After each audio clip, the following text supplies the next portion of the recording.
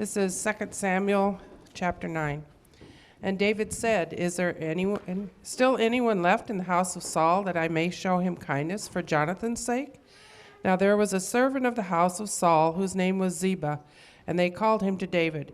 And the king said to him, "Are you Ziba?" And he said, "I am your servant." And the king said, "Is there not still someone of the house of Saul that I may show the kindness of God to him?" Ziba said to the king, There is still a son of Jonathan. He is crippled of his feet." And the king said to him, "Where is he?" And Ziba said to the king, "He is in the house of Machir, the son of Ammiel, at Lodebar." Then King David sent and brought him from the house of Machir, the son of Ammiel, at Lodebar. And Mephibosheth, the son of Jonathan, son of Saul, came to David and fell on his face and paid homage. And David said, "Mephibosheth." And he answered, "Behold, I am your servant." And David said to him, "Do not fear, for I will show you kindness for the sake of your father Jonathan. And I will restore to you all the land of Saul your father, and you shall eat at my table always." And he paid homage and said, "What is your servant that you should show regard for a dead dog such as I?" Then the king called Ziba, Saul's servant, and said to him, "All that belonged to Saul and to his house I have given to your master's grandson, and you and your sons and your servants shall till the land for him, and shall bring in the produce, that your master's grandson may have bread to eat. But Mephibosheth and your master's grandson shall always eat at my table." Now Ziba had 15 sons and 20 servants. Then Ziba said to the king, "According to all that my lord has commanded, the Lord my king commands his servant, so will your servant do." So Mephibosheth ate at David's table like one of the king's sons. And Mephibosheth had a young son whose name was Micah. And all who lived in Ziba's house became Mephibosheth's servants. So Mephibosheth lived in Jerusalem, for he ate always at the king's table. Now he was lame in both of his feet. Oh, there is much here. So we ask you every week to spend some time prepping for this sermon by reading these passages, because there's a lot here. Now, this was 3 chapters this week, chapters 8, 9, and 10, and we didn't even get to that 5 times. I think we got every chapter, but it was a big chapter. Nonetheless, we want you to be reading these things before we get together, because you don't learn very much by listening to me. You will learn far more by studying it yourself, and hopefully I can help with that. The truth that I chose for today maybe doesn't resonate with this passage as you've read it. So the Messiah is merciful. And if you read these passages, 8, 9, 10, you were probably counting up the numbers and said, like 100,000 plus people died here. Is this very merciful? I hope you hang with me.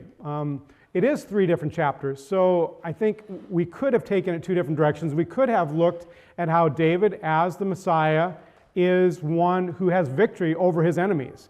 And that's one thing we could see in Scripture all the way through to Revelation, how Jesus, when the time is right, will have victory over all his enemies.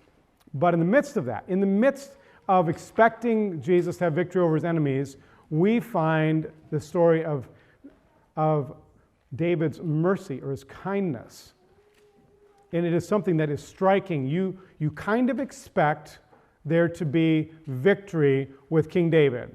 It's not really that big a surprise to see he had these victories, but this story of his mercy in the middle is striking, and that's what I want to focus on here. So I want to do a quick review first. Why 2 Samuel, and then where we are in 2 Samuel. Then we're going to zoom in on this chapter 9 with David showing kindness to Mephibosheth. And then I want to see how that relates to the coming Messiah, or the one we know as Jesus. So here's a quick review first. So when God creates earth, he rules the earth through a king. So Adam is the first one. God's intent is always to rule through human agency. So these humans don't rule on their own. They're no good at it on their own.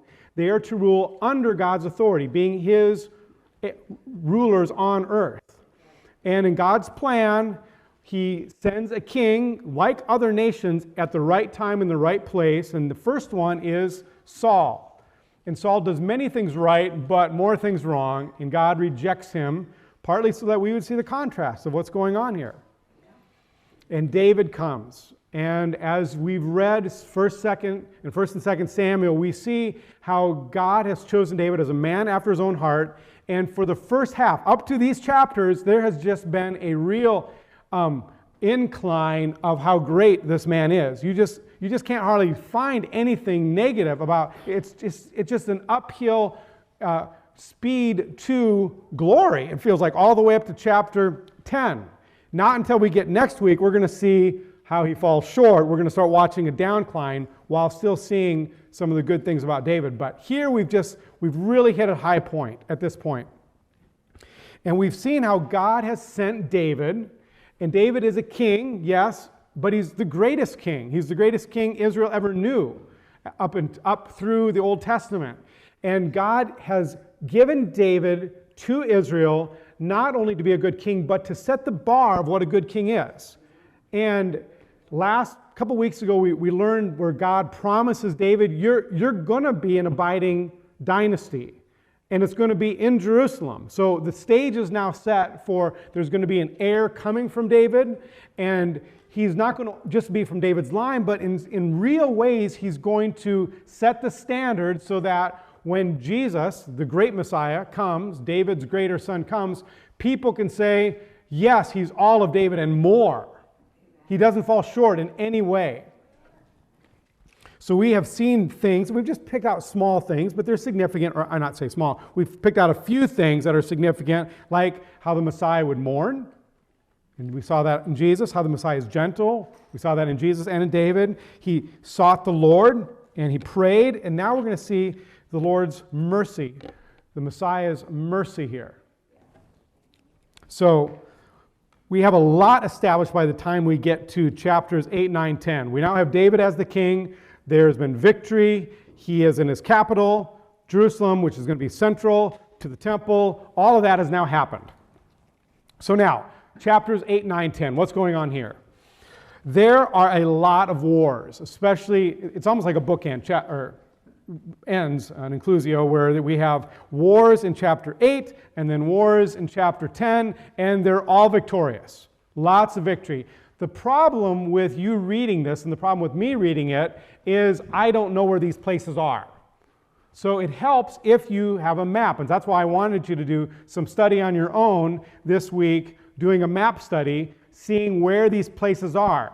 Now, it would be great to memorize these places, but I just want you to know from this passage how the author is letting us know that everybody around David is being conquered. So if you think of Jerusalem right in the middle, he starts first working his way up on the west side, and he goes up from Moab and Ammon, and then farther up into Aram or Syria, all the way up to Zobah, and then he's over here too with the Amalekites and the Philistines. Then he goes way down low to the Edomites. He's going all the way around. You would understand that if I tried to say something in our geography, David had victory, or let's say we have Tom having victory here in Nebraska. He conquered Missouri, Iowa, Minnesota. Then he conquered Colorado and Wyoming. Then he conquered South Dakota and then Kansas. Do you see how he just surrounded it? That's what's going on here. He's saying that David is conquering everybody. All these enemies, traditional enemies, all around him are being conquered. And he's having complete victory over them. Why do we need to know that? Why do we need to know that he's had all this success? Couple reasons. One, we're going to go all the way back into the Old Testament. There's a story of a false prophet who spoke truly a couple times named Balaam. And Balaam gives an oracle when Israel is coming into the land, and he speaks a prophecy. And here's some of the words of his prophecy. So you know in the future of Israel there's going to be victory over enemies. So here's some of the things he said. He said, I see a star coming out of Jacob, that's a term for Israel, and a scepter, which signifies a ruler, out of Israel, and it shall crush the forehead of Moab. So now we've had victory over Moab mentioned in David's life. Moab, and break all the sons of Sheth. Edom shall be dispersed. That's the ones down in the south. And then he goes on, he looks at Amalek. He's the one over on the west. Amalek was first among the nations, but its end is utter destruction. So all the way back in the time of Moses, God is saying, at some point in the future, I'm going to conquer all these nations. So that's one clue. Next, we have when Moses is doing his last law giving in Deuteronomy, Moses also says this. I'm going to read a couple verses from Deuteronomy 12. This is Moses speaking to all of Israel.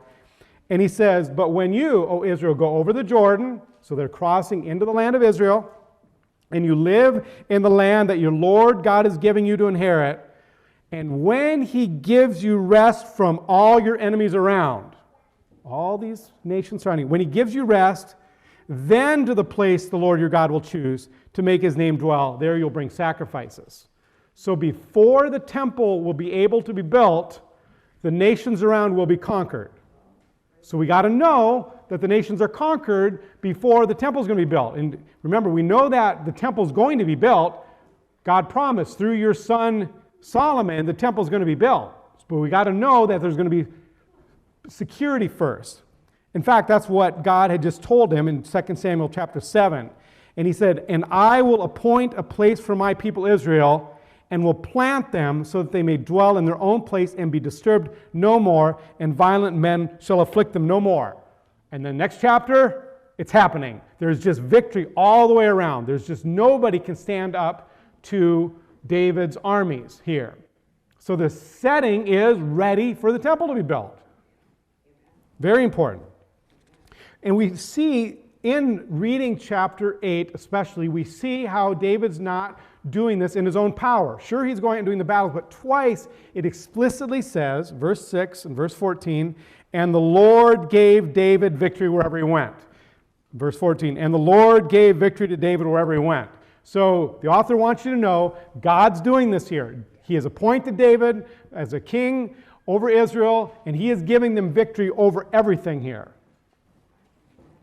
Now, that's being clear, but there's one other interesting verse said in chapter 8. It says that David administered justice and equity to all his people. David administered justice and equity to all his people. So he's not only protecting them from their neighbors and conquering them, he is doing what's right with his people. Nobody's getting the short end of the stick. He's doing what's right. He's fair. He's righteous in what he does. And that preps us for chapter 9. He's not only conquering, he's not only getting victory, but he's doing right, and then we get a couple examples of this. And so here's Mephibosheth. Mephibosheth comes on the scene. And this is what we need to know. David is now at the height of his power. He's just gone from the shepherd boy nobody's ever heard about to the most important king, arguably in the history of the world. And at this point, David is doing what is right, and the author wants us to know one example of that he's doing right. And here's what it says. Verse 1, David said, is there still anyone left of the house of Saul that I may show him kindness? That's a word we're going to camp on, kindness. For Jonathan's sake. Now there was a servant of the house of Saul, whose name was Ziba, and they called him to David. And the king said to him, are you Ziba? And he said, I am your servant. And the king said, is there not still someone of the house of Saul that I may show the kindness, there's our word again, the kindness of God to him? Ziba said to the king, there is still a son of Jonathan. He is crippled in his feet. So why does David want to do this for a descendant of Saul? Well, the short answer is because in one sense he said he would do something. What did he say he would do? Well, before we go there, I want to just make a comment or two on this word kindness. If there is maybe 3 or 4 Hebrew words that I'd like you to know, Messiah, Mashiach would be one, the anointed, but this would be another one, the word for kindness. Do you remember? I've talked about it before. Do you know what this word is? Kindness? Do you know, Emmeline? It means chesed. It's got to kind of clear your throat. Chesed. Chesed. Chesed. We really don't have a good English word for this. It's a unique concept here. That's why when you look in your Bibles, I think Ryan put in the bulletin, one translation has there, I think it was loving, what was it, steadfast love? Steadfast love. So sometimes your translations will use the word steadfast love. Other times it will use the word kindness. Other times it's going to use the word loyalty. Other times it will say faithfulness. Sometimes it's translated goodness. Sometimes it's translated loving kindness. It's an idea in the Hebrew Scriptures that we don't grasp really well in our English language, since we have to have a multitude of terms. So what is chesed? Chesed is a very relational term. So we look at, when we find the word chesed coming up, we have a couple parties, whether it's God and man, or a king and his subjects, or two friends. We have a couple parties involved that are committed to each other in this relationship. And often, especially when you see someone who is in greater authority or more power, they are doing good for the person underneath them because of this relationship. So how do you translate this? Well, we see these instances of, like here, where the one in power and authority does something because of this established relationship of some kind. It is really an important concept in the Bible because one of the things that God says about himself is that I am a God showing chesed to 1,000 generations. If you read Psalm 136, it says, how many times? 50 some times? The steadfast love of the Lord is everlasting, or the covenant love of the Lord is everlasting, or the kindness of the Lord is everlasting. It's something in God's character, and the people of that time also did that. Okay, so here's chesed, this desire to do good for a person because of this relationship that's been agreed upon and promised. It's going to do good. And David says, is there someone I can show chesed to for the sake of Jonathan? So we know something happened with Jonathan. So if you go back to 1 Samuel chapter 20, verse 14, Jonathan and David are talking, and Jonathan says, David, if I'm still alive, show me chesed, that I may not die. Or some translations have, even if I die, show me in my house chesed. Show me steadfast love. Even if I'm not here, will you care for or do something or not kill my descendants? Now, why would he be concerned with that? Because in the ancient world, the normal practice is you kill off any rivals to the throne. Now, we've just read about 100,000 deaths here, or I had you read 100,000 deaths in your readings this week. These are all threats to the throne. And now we've got a semi-legitimate heir to the throne from the line of Saul. And Jonathan has asked David, don't cut off, don't kill my descendants. Even though you're king, don't do this. And David apparently had promised. Another thing, this is 4 chapters later, 1 Samuel 24. Saul and David have a confrontation. Remember, Saul is trying to kill David. David is not trying to kill him. He is trying to do what's honorable and right to the one who is still in control and in power. And Saul says to David, I know that you shall surely be king, and that the kingdom of Israel shall be established in your hand. Swear to me, therefore, by the Lord, that you will not cut off my offspring after me, and that you will not destroy my name out of my father's house. And David swore to him. So now we have David swearing both to Jonathan and to Saul, I'm not going to kill your descendants, or at least some of the descendants, as we'll see later on. And so here's David now. He is at the height of his power.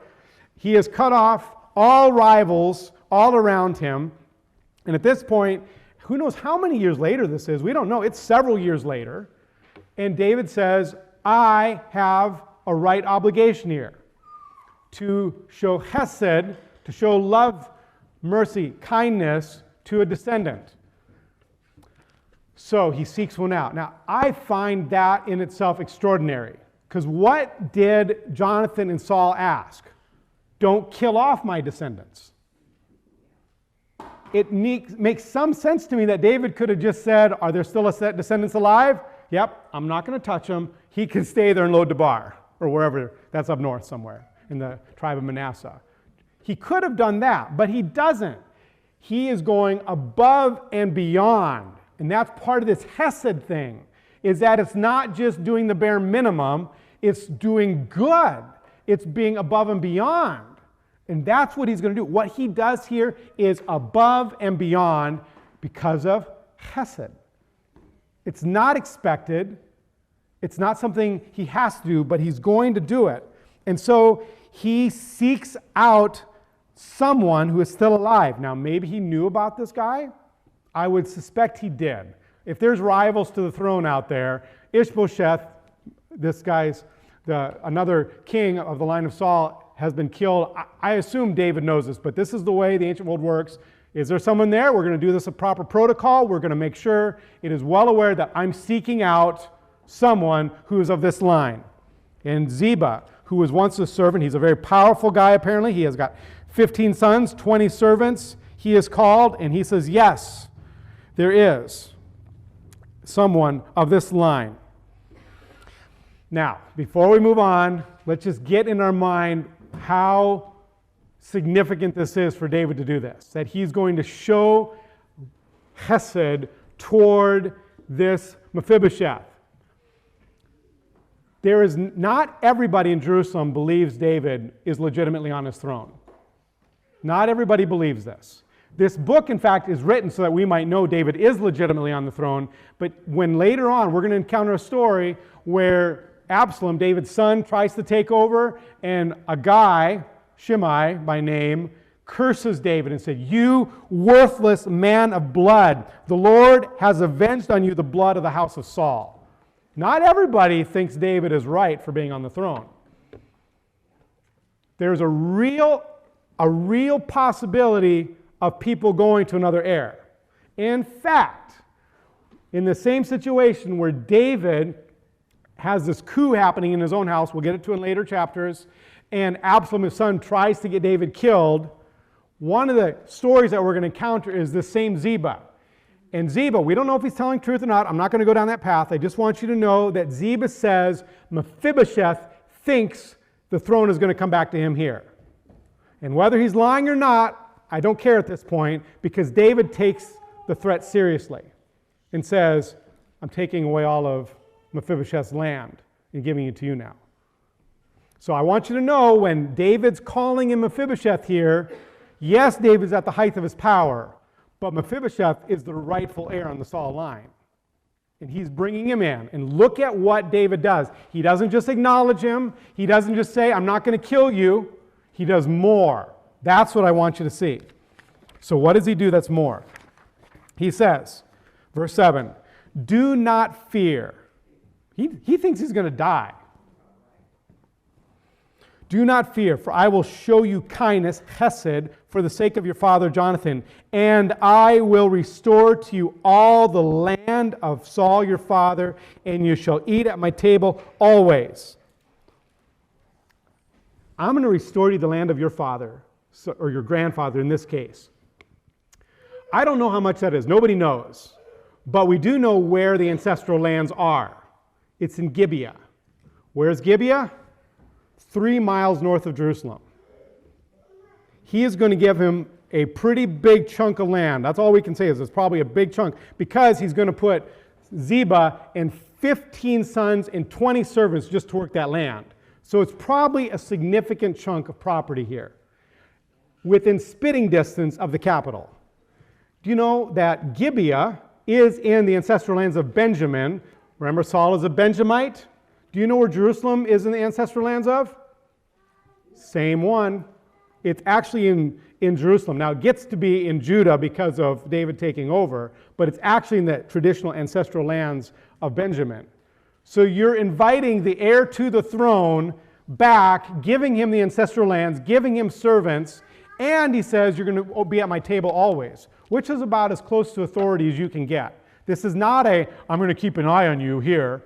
It's when somebody is in high standing, they get to eat at the king's table.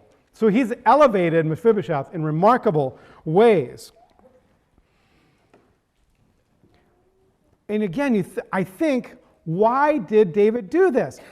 Mephibosheth's alive. He hadn't killed him after all these years. He's living up in Lo Debar, which probably isn't that great a place. The word means no pasture land. So he's living in some desert outpost of some sort, up not in his ancestral lands, up in the Manasseh, miles and miles away. Why didn't David just say, is he taken care of? Is he okay there?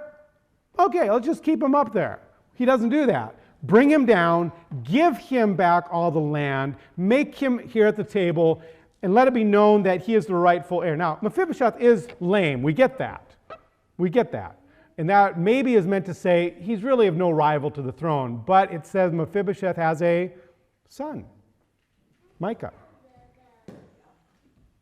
There is a line here. In fact, Micah will have 4 sons later on. We know about that from Chronicles. So he doesn't take out the line. What I want you to get is that this mercy is doing good because of the commitment, and it's beyond what's expected here. I just want you to see how this mercy, this kindness is beyond what's expected. So what is significant about this story? Yes, it's a fabulous story of what David does at the height of his power because of his loyalty, but I'm interested in knowing, okay, is there something about David as the Messiah, small m, the anointed one, that's becoming a model for us or a pattern or an example for us of Jesus? What's significant about this story? Well, one thing I wanted to look at is, well, when you see the word chesed here, what context do you find it in? And it's a common word. There's like 240 some times it's used in the Old Testament. It's mentioned of David many times, but there's only 5 times it's mentioned David is showing chesed to somebody else. Only 5 times. And it's these times right in these chapters. 3 times to Mephibosheth, and later on, which I guess I'll just make a comment here. Later on, the next chapter, he says the same thing. Is there anything I can do to show chesed to these Ammonites who are my enemies, but David's apparently in some sort of covenant relationship with them, and he wants to do good to them as well. So we have 2 examples of David showing chesed, one to an rival line that he has promised to, and one to a foreign power that he's promised to. And he wants to show chesed. So I learn here that David, unlike any other king, wants to show chesed. He wants to just go above and beyond in these cases. So I know this about the Messiah. David is the standard here. He does really incredibly well at this point. He wants to show chesed. So I want to know, does Jesus do this at all? Well, this is where it helps to have some tools, because what's the parallel to chesed in the New Testament? We had all sorts of terms here: loving kindness, loyalty, mercy, steadfast love. What do you look for in the New Testament? Well, there's probably elements of all of that. But one thing that, at first my mind's going down the love category, which there's that. But one thing I want to do then is just check the ancient translators of the Hebrew Old Testament. How did they translate that word chesed? And so, does anybody know what the ancient translation into Greek of the Hebrew Old Testament is called? Septuagint. Have you heard that term? Septuagint. So it's one of the oldest, I think it is the oldest translation we have of the Greek now based upon the Hebrew. And so you look up and find, what term did they almost always use to translate chesed? Anybody know? I'd forgotten this. I had to be reminded of it. Mercy. It's almost always, like over 4 out of 5 times, it is the word mercy. Mercy. So not often we think of mercy as, okay, I don't deserve something, but I'm going to get it. And that's true. But now we know that there's something about mercy that says, I'm doing good for those in distress out of a previous obligation or a previous commitment to the family or to the people group or something. And so I wanted to see then, okay, do I have any instances of mercy in Jesus? I just wanted to look. And so you start typing in mercy in Jesus. And I was pretty fascinated by what came up. So let me read you a couple here. 1, Matthew chapter 9, verse 27. And as Jesus passed on from there, 2 blind men followed him, crying aloud, "Have mercy on us, Son of David." Or a few chapters later, Matthew 15:22. And behold, a Canaanite woman from that region came out and was crying, "Have mercy on me, O Lord, Son of David, for my daughter is severely oppressed by a demon." Or Matthew 20, verse 30. And behold, there were two blind men sitting by the roadside, a second set of blind men. And when they heard Jesus was passing by, they cried out, "Lord, have mercy on us, Son of David." And they heard that, and the crowd rebuked them, telling them to be silent, but they cried out all the more, "Lord, have mercy on us, Son of David." Do you see the connection in people's minds between Son of David and mercy? Where did they get that from? This passage. This passage in 2 Samuel chapter 9.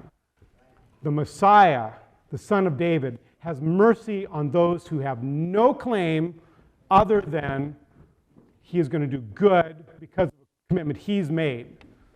That's just remarkable about Jesus, that Jesus is the one. So you start to have your mind filled with all this understanding that Jesus, when he shows mercy, he is doing good. He is doing good to those who are poor and don't deserve anything, and yet he's going to do it because of who he is. And so when these blind men come up, do they have any, who can help me? Well, Jesus can help me. Why would he help you? Because he's the Son of David. Because the Son of David is one who is merciful, shows chesed to people. And so they can cry out with all sorts of trust that if anybody would be willing to help a blind person or a Canaanite woman who has a severely oppressed, anyone's going to help. It's going to be this one. We can push in toward that. Because you can even see how, Mephibosheth didn't deserve any of it. Even the Ammonite later on, whom David does have to have a war with because he doesn't accept his mercy, this is what the Messiah does. He shows mercy toward us. And so now I just learned so much about, when I come to God through Jesus Christ asking for mercy, I don't deserve any of it, but he will do this for me because of who he is. He will do this for me because of who he is. These blind men, just like Mephibosheth, the Canaanite woman, they had nothing to offer, but they were bold to ask, in part, or maybe completely, because David is so unexpectedly merciful to Mephibosheth, and they expect that now of the Messiah. That's how they know. And so we know that too. So don't let it pass us by when we say Jesus is merciful. Start putting some teeth to that. That means that he's doing good for those who don't deserve it, but because of how great he is, he's going to be merciful. He's going to help. And our view of Jesus should just soar. And you can look at all the other places now when the Bible talks about because of his great mercy with which he loved us, he sent Jesus to that. So you learn this about the character of God and the character of Jesus. So I would just love to have us meditate and praise God for who he is here. So the song I would like us to close with is, there's a lot of songs about mercy, but this one came to my mind because it's talking about when you're poor and needy, you come to Jesus. And we see that in this passage. Here's Mephibosheth. He didn't have any inkling that David was going to come to him. Now, how much more will Jesus say, "Come to me, all of you who are needy. Come to me, and I will do this for you." He is merciful, and he does this for those who are in need.